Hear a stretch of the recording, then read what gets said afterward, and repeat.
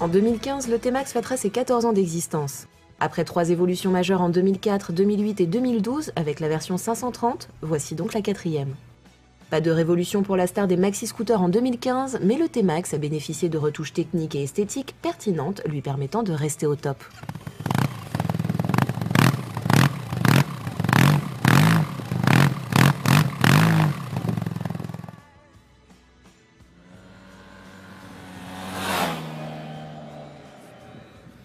On ne change pas une équipe qui gagne, le T-Max conserve la très bonne base châssis en aluminium coulé, couplé au moteur en position centrale. Avec ses 46,5 chevaux et 52 Nm de couple, le bicylindre en ligne à refroidissement liquide, double ACT et 4 soupapes fait toujours merveille, le cadre encaissant volontiers les changements d'angle et avalant les courbes rapides sans broncher. Pour 2015, Yamaha atteint des sommets de perfection. Donc le T-Max est désormais doté d'une fourche inversée. C'est le premier scooter du constructeur japonais à recevoir ce type d'élément. Donc qu'est-ce qu'on y gagne? La réduction du poids non suspendu et l'augmentation de la rigidité du train avant. Bon, en route, on sent à peine la différence, hein, il faut l'avouer, c'était déjà très bon avant. On a un T-Max encore plus précis du train avant et surtout qui procure un confort très honnête pour un scooter sportif. Alors, cette nouvelle fourche s'accommode avec brio des étriers désormais radiaux sur l'avant, qui offrent un mordant plus prononcé et un feeling moins spongieux que précédemment.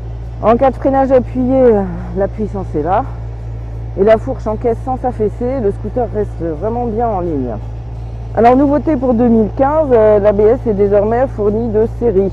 Et on a une monte exclusivement Dunlop, très bon lors de cet essai. Le T-Max 2015 se passe de clés et de contacteurs classiques au profit d'une Smart Key, transpondeur électronique codé à conserver sur soi que la machine reconnaît dans un rayon d'1 mètre environ.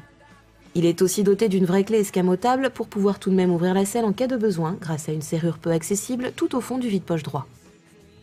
Ce transpondeur dont la pile est censée durer 2 ans dispose d'un bouton pour l'éteindre en cas de non-utilisation. À la place du contacteur traditionnel, un commutateur a 2 boutons. Ouverture de selle, blocage de la direction, feu de parking et coupure du contact. Il suffit d'appuyer sur le démarreur désormais carré en freinant pour mettre en route le moteur. Par ailleurs, un anneau sur la béquille centrale permet de placer un antivol qui empêche le scooter d'être débéquillé.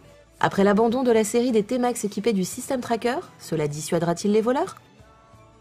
Vous reconnaîtrez le T-Max 2015 à sa face remodelée, perdant sa veilleuse centrale, à son nouveau garde-boue avant et à ses feux à LED stylisés pour les feux diurnes, les feux de croisement et les feux de route.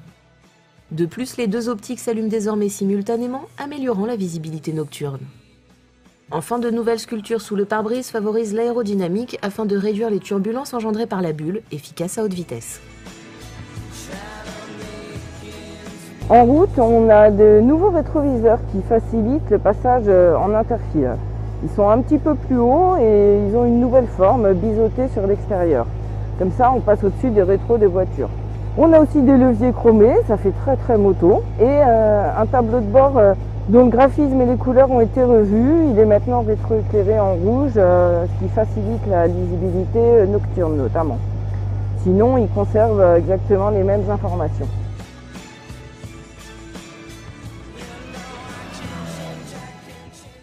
On gagne aussi une prise 12 volts sur le tablier à gauche qui fait disparaître le petit vide-poche non verrouillable qui s'y trouvait. À droite, toujours une boîte à gants à serrure. La selle reste aussi large, ce qui ne facilite pas la vie des plus petits. Le T-Max 2015 affirme sa stature sportive et conserve sa longueur d'avance.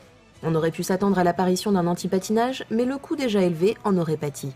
À 10 999 € et 11 299 € pour la série spéciale Iron Max, son prix n'augmente que de 200 €.